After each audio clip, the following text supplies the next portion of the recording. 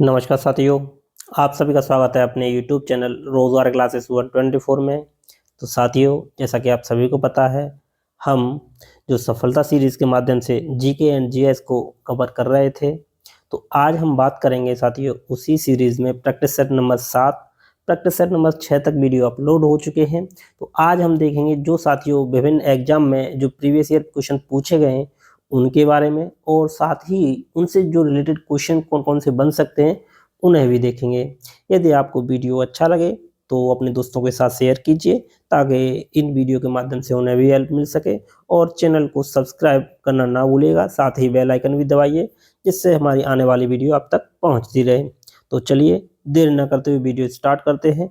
और साथियों, इसमें 10 क्वेश्चन लिए गए हैं, तो आप ये भी कमेंट करके बताएं कि आपके इन 10 क्वेश्चन में से कितने सही हुए। तो चलिए स्टार्ट करते हैं। पहला क्वेश्चन क्या कह रहा है, आइए देख लेते हैं। तो पहला है कि गुलाम वंश के निम्नलिखित का शासकों को उनके कालानुक्रम क्रम में व्यवस्थित कीजिए। यानी क्वेश्चन कह रहा है कि जो गुलाम वंश के शासक थे, तो उन्होंने जो शासन किया है, तो उनके शासन के अनुसार, यानी पहले किसने किया फिर उसके बाद किसने किया, तो उस रूप में आपको दर्शाना है, यानी व्यवस्थित करना है। तो ऑप्शन से ए है बहरम शाह, दूसरा है रुकनुद्दीन फिरोज, नासरुद्दीन महमूद और अलाउद्दीन मसूद शाह। तो आपको ये लग रहा होगा कि ये क्वेश्चन मतलब कितना डीप पूछा गया है। आपने गुलाम वंश में सुना होगा कुतुबुद्दीन ऐबक, बलबन, इल्तुतमिश, रजिया सुल्तान, इनके बारे में सुना होगा, लेकिन इसमें और डीप दिया है जो छोटे छोटे शासक हैं, कम समय में उन्होंने शासन किया था, उनके बारे में। तो आइए पहले देख लेते हैं गुलाम वंश के बारे में। गुलाम वंश, गुलाम वंश का जो टाइम पीरियड है, शासन काल है, वो कितना है, तो इसने जो शासन किया था वो 1206 से 1290 तक शासन किया था। 1206 से 1290 तक। गुलाम वंश की जो स्थापना की थी वो किसने की थी, यानी संस्थापक शासक कौन था, तो आप सभी को पता होगा संस्थापक कौन था, कुतुबुद्दीन ऐबक। कौन था, कुतुबुद्दीन ऐबक। कुतुबुद्दीन ऐबक ने ही कुतुब मीनार का भी निर्माण करवाया था, ये भी आपको पता होगा। और कुतुबुद्दीन ऐबक की एक उपाधि है लाख बख्श, ये एग्जाम में पूछी गई है। उपाधि का नाम क्या है, आप कहोगे लाख बख्श, ये इसकी उपाधि थी। कुतुबुद्दीन ऐबक के बाद जो शासक आता है उसका नाम क्या है, तो उसका नाम है आराम शाह।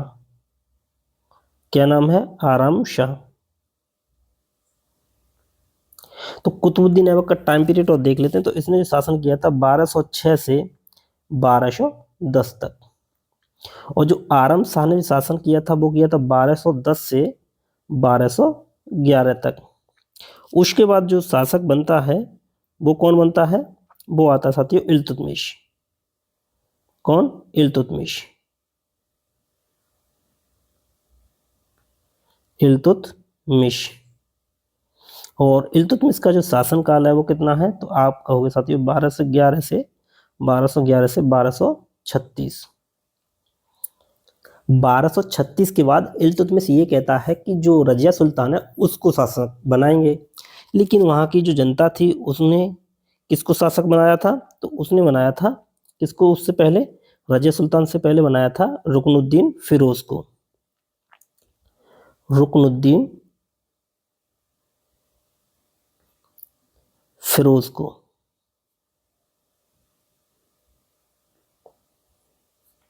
तो रुकनुद्दीन फिरोज ने 1236 में ही पदभार संभाला था, और 1236 में ही रजिया सुल्तान ने पद से हटा के खुद शासक बन गई। तो रजिया सुल्तान इसके बाद आता है, रजिया सुल्तान एकमात्र मुस्लिम शासिका थी, रजिया सुल्तान। तो रजिया सुल्तान ने कब से कब तक शासन किया था, तो 1236 से 1240। एक एक पॉइंट साथियों इंपॉर्टेंट है, आप क्वेश्चन के हिसाब से देखिए। उसके बाद रजिया सुल्तान के बाद जो शासक बनता है वो बनता है बहरम शाह, बहराम शाह। और बहरम शाह ने जो शासन किया था वो 1240 से 1242 तक उसने शासन किया था। और बहरम शाह के बाद जो शासक बनता है वो कौन बनता है? तो वो आता है साथियों अलाउद्दीन मशहूद शाह। कौन? अलाउद्दीन मशहूद शाह। मशहूद शाह। तो इसने शासन कब तक किया था? तो इसने शासन जो किया था वो 1242 से 1246। और अलाउद्दीन मशहूद शाह के बाद जो आता है वो आता है नासिरुद्दीन महमूद। नासिरुद्दीन महमूद।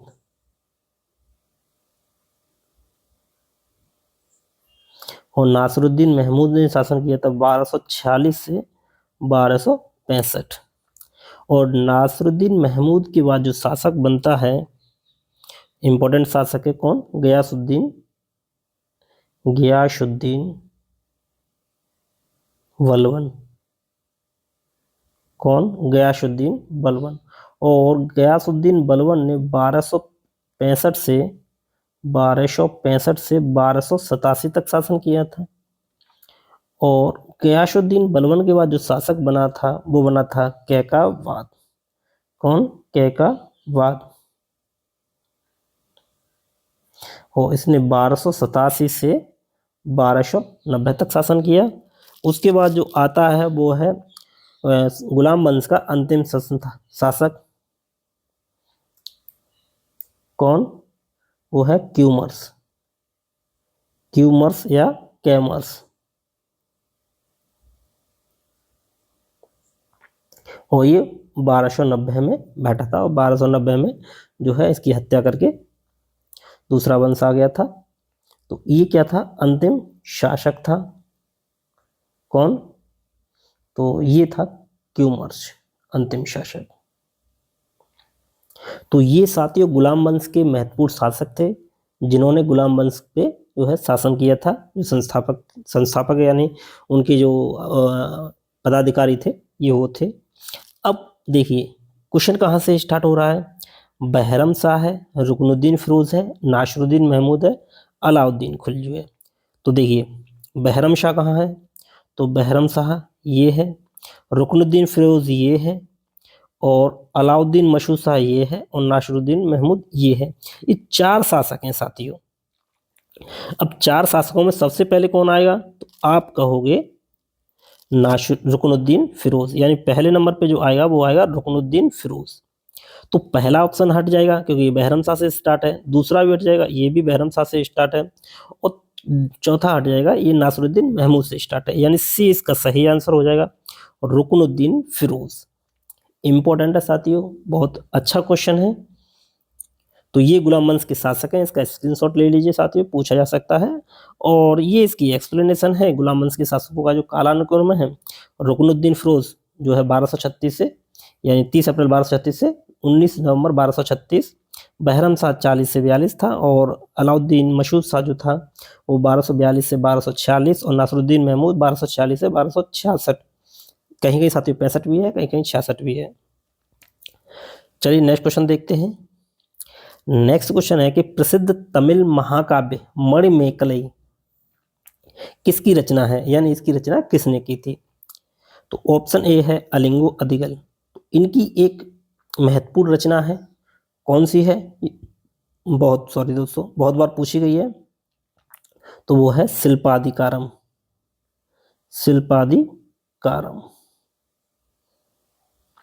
और सतनार, इनका जो पूरा नाम है वो है शीतलई सतनार।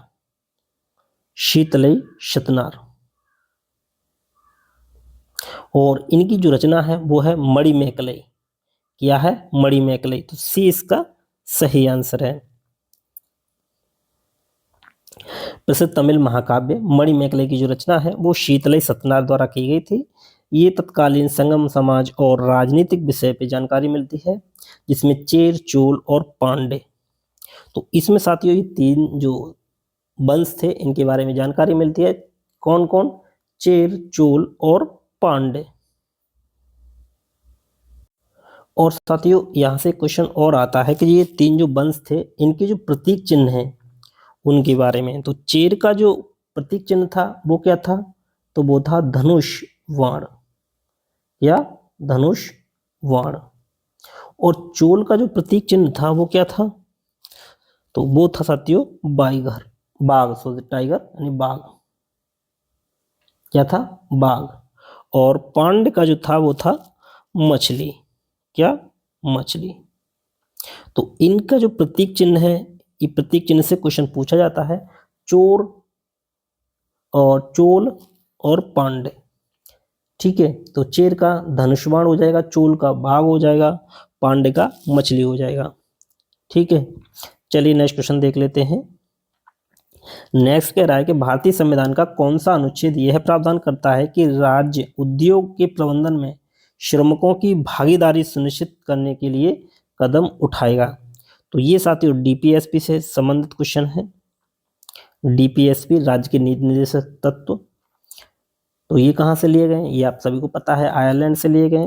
तो ये साथियों जो 42वें अमेंडमेंट एक्ट के द्वारा जो ऐड किया गया था आर्टिकल, कौन सा? ऑप्शन बी, यानी 43 के ए में ऐसा कहा गया है कि जो राज्य है वो उद्योग प्रबंधन में श्रमिकों की भागीदारी सुनिश्चित करने के लिए प्रावधान करेगा या कदम उठाएगा।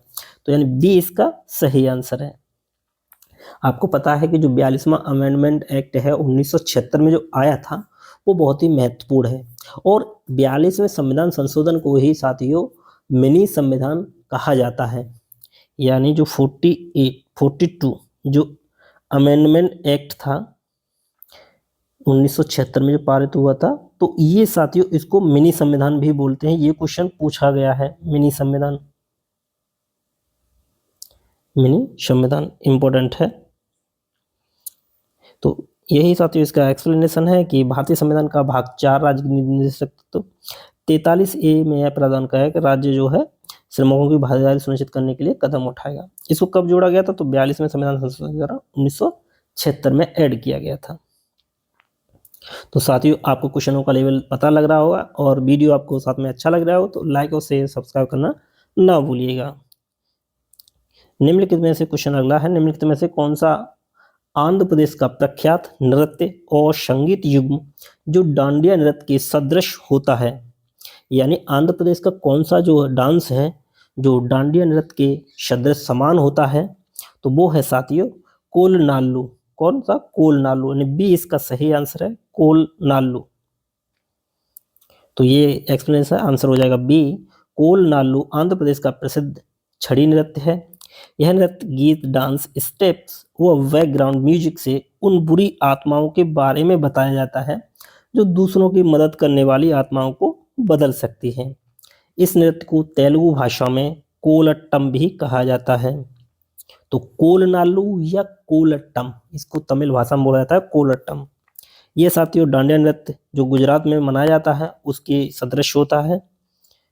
तथा विल्लू पट्टू एक संगीतमय कथा है जो तमिलनाडु व केरल में गाया जाता है। यानी बिल्लू पट्टू जो एक क्या है? संगीतमय एक कथा है। ये कहाँ कहाँ? ये केरल और तमिलनाडु में गाई जाती है। धनुष, विल्लू इस संगीत के प्रमुख वाद्य यंत्र हैं। जो बिल्लू पट्टू है वो धनुष और बिल्लू इस संगीत के वाद्य यंत्र हैं। तो आंसर क्या हो जाएगा? बी हो जाएगा, कोलनाल्लू। चलिए नेक्स्ट क्वेश्चन देखते हैं। नेक्स्ट है कि भारत को डैश कृषि जलवायु संबंधी क्षेत्रों में विभाजित किया गया है। क्वेश्चन कह रहा है कि भारत को कितने कृषि जलवायु संबंधी क्षेत्रों में विभाजित किया गया है? तो ये साथियों किया गया है 15। इंपॉर्टेंट क्वेश्चन है और बहुत ही अच्छा क्वेश्चन है। जैसे हिमालय क्षेत्र, पश्चिमी क्षेत्र, ये से करके, तो ये हो जाएगा ऑप्शन सी 15। तो आंसर सी, भारत को 15 कृषि जलवायु क्षेत्र में विभाजित किया जाता है। योजना आयोग ने सन 1988 में इस वर्गीकरण को लागू किया था जो मिट्टी, जलवायु, वर्षा और स्थाकृति जैसे कारकों पे आधारित है। इस विभाजन का उद्देश्य क्या है? वो है क्षेत्र विशिष्ट कृषि नियोजन और संसाधनों को प्रभावी प्रबंधन में सहायता करना है। इन 15 क्षेत्रों को आगे 73 अन्य उप क्षेत्रों में, यानी पहले क्षेत्र फिर उप क्षेत्रों में बांटा गया। कितने हैं? तो उप क्षेत्र हैं साथियों 73, 73। प्रत्येक क्षेत्र के लिए एक योजना टीम की स्थापना की गई थी और प्रत्येक क्षेत्र को कृषि अर्थव्यवस्था के चर से आंतरिक रूप से संबंधित कारकों के आधार पर उप क्षेत्रीय बनाया गया था। जैसे वहाँ की स्थिति, मिट्टी कैसी है, जलवायु कैसी है, तो उसी अनुसार उनको उप क्षेत्रों में बांटा गया था। चलिए नेक्स्ट क्वेश्चन देख लेते हैं। नेक्स्ट कह रहा है कि भारत का सबसे बड़ा, एशिया का दूसरे सबसे बड़ा मिट्टी का बांध और इस बांध का नाम केरल के राजा महाबली के पुत्र के नाम पे रखा गया है। तो महाबली के जो पुत्र का नाम था वो था बाणासुर, तो उन्हीं के नाम पे ये रखा गया है बाणासुर सागर बांध। तो ए इसका सही आंसर है, बाणासुर सागर बांध। आइए एक्सप्लेनेशन देखते हैं। तो साथियों, ये बाणासुर जो बांध है, बाणासुर सागर बांध, ये कहाँ पे है? तो ये है केरल में। और कौन सी नदी है? तो ये है करमनथोडु नदी। कौन सा? करमनथोडु नदी। तो बाणासुर सागर जो बांध है, ये राजा महाबली पुत्र के जो नाम था वो था बाणासुर, उनके नाम पे रखा गया है। ये किस नदी पे है? तो करमनथोडु नदी। कहाँ पे? केरल में। दूसरा है नागार्जुन सागर बांध, कहाँ पे? कृष्णा नदी पे है और ये तेलंगाना राज्य में है। तीसरा है कृष्णराज सागर बांध, ये कावेरी, हेमावती और लक्ष्मण तीर्थ नदी पर है, कर्नाटक में। और चौथा है मैटूर बांध, ये कावेरी नदी पे है और तमिलनाडु में है। और यही बाणासुर सागर बांध भारत का सबसे बड़ा और एशिया का दूसरा सबसे बड़ा मिट्टी का बांध है। इसका नाम केरल के राजा महाबली के पुत्र के नाम पे रखा गया था। अब देखते हैं नेक्स्ट क्वेश्चन। नेक्स्ट है 1955 में मंजूर की गई ग्राम एवं लघु उद्योग समिति, जिसने ग्रामीण विकास को बढ़ावा देने के लिए उद्योग के उपयोग की संभावना पर ध्यान दिया, को डैश के रूप में जाना जाता है। तो उस समिति को किस नाम से जाना जाता है? तो वो जाना जाती है करवे समिति, यानी ए इसका सही आंसर है, करवे समिति। तो ए इसका सही आंसर है। 1955 में मंजूर की गई ग्राम लघु उद्योग समिति, जिसने ग्रामीण विकास को बढ़ावा देने के लिए उद्योगों के उपयोग की संभावना पर ध्यान दिया, उसको क्या बोलते हैं? करवे समिति के रूप में जानी जाती है। और आबिद हुसैन जो समिति थी, ये 1997 में गठित की गई थी। किस पे आधारित थी? लघु उद्योग से संबंधित थी। फिर नायक समिति, ये लघु उद्योग से विद्यमान रुग्णता को संबंधित थी। और कोठारी समिति, ये स्कूली शिक्षा जो प्रणाली है, यानी जो स्कूली शिक्षा सिस्टम है, उसके ऊपर आधारित थी कोठारी समिति। चलिए नेक्स्ट क्वेश्चन देखते हैं। नेक्स्ट है स्वतंत्रता प्राप्ति से पूर्व भारत का सर्वप्रथम जूट मिल कहाँ स्थापित की गई थी? तो ये कहाँ की गई थी? तो ये की गई थी साथियों पश्चिम बंगाल, यानी बंगाल में की गई थी। उस समय बंगाल बोलते थे, पश्चिम बंगाल नहीं, बंगाल। तो बंगाल के रिसरा में स्थापित की गई थी। कहाँ पे? रिसरा में। तो बी इसका सही आंसर है। तो ये 1855 में की गई थी, यानी स्वतंत्रता प्राप्ति से पूर्व भारत का सर्वप्रथम जूट मिल जो कारखाना है वो कहाँ पे? रिसरा, बंगाल में स्थापित किया गया था। जूट का जो प्रथम कारखाना है वो 1855 में स्कॉटलैंड के एक व्यापारी जॉर्ज ऑकलैंड ने बंगाल में श्री रामपुर के निकट स्थापित किया था। इन कारखानों की जो संख्या है 1939 में बढ़कर 103 हो गई थी। विभाजन के समय जूट के 112 कारखानों में से 102 कारखाने भारत में थे, यानी जो अंग्रेजों ने स्थापित किए थे। तो विभाजन से पूर्व 112 थे, लेकिन विभाजन के पश्चात जो टोटल 112 कारखाने थे, तो उसमें से जो 102 थे वो भारत में थे, 102 कारखाने भारत में थे, बाकी के जो बंगाल का जो आसपास क्षेत्र है उसमें थे। ठीक, चलिए नेक्स्ट क्वेश्चन देखते हैं। नेक्स्ट है कि वर्ष 1969 में भारत में कितने बैंकों का राष्ट्रीयकरण किया गया था? तो 1969 की बात हो रही है। 1980 और 1969, 1980, 1969 और एक है 1949। तो 1949 में आरबीआई का राष्ट्रीयकरण हुआ था और 1969 में 14 बैंकों का राष्ट्रीयकरण होता है और 1980 में 6 बैंकों का राष्ट्रीयकरण होता है। तो कैसे भी क्वेश्चन पूछा जाता है, तो पूछा है कि 1969, तो 1969 में 14 बैंकों का, यानी सी इसका सही आंसर है। 14 बैंकों का राष्ट्रीयकरण हुआ था 1969 में, 1980 में 6 बैंकों का। 19 जुलाई 1969 को 14 बड़े बैंकों का राष्ट्रीयकरण किया गया था। तत्पश्चात 15 अप्रैल 1980 को 6 और बैंकों का राष्ट्रीयकरण कर दिया था। और भारत में जो बैंकिंग कार्य प्रणाली बैंकिंग अधिनियम 1949 के द्वारा विनियमित होती है। 1949 में आरबीआई का जो है राष्ट्रीयकरण किया गया था। लेकिन आरबीआई की जो स्थापना हुई थी वो कब हुई थी, तो आप सभी को पता है 1935 में हुई थी, 1934 के एक्ट के तहत। चलिए नेक्स्ट क्वेश्चन देखते हैं। नेक्स्ट है कि ज्ञानपीठ पुरस्कार में नकद पुरस्कार के साथ देवी की यानी किस देवी की जो प्रतिमा है वो प्रदान की जाती है। कांस्य की जो प्रतिमा है तो वो की जाती है साथियों सरस्वती की। किसकी? सरस्वती या वाग्देवी।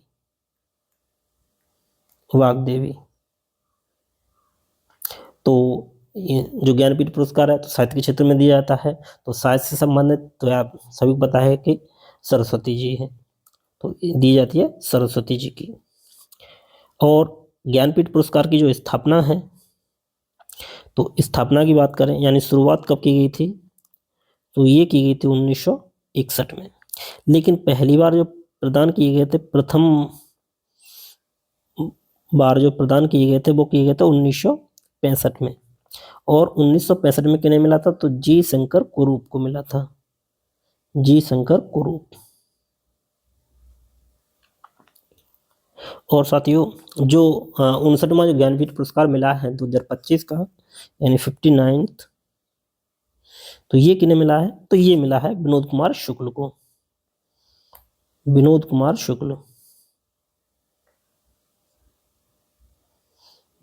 शुक्ल कब मिला है, 2025 का। तो इम्पोर्टेंट है साथियों। तो इस क्वेश्चन का सही आंसर है वो हो जाएगा सी, सरस्वती। तो आंसर सी हो जाएगा। ज्ञानपीठ पुरस्कार जो है ज्ञानपीठ न्यास द्वारा दिया जाने वाला ज्ञानपीठ पुरस्कार 22 भारतीय भाषाओं में से किसी भी भाषा में दिया जा सकता है, और इसके साथ ही अंग्रेजी की भाषा में भी दिया जाता है। यह भारतीय साहित्य के लिए दिया जाने वाला सर्वोच्च पुरस्कार है।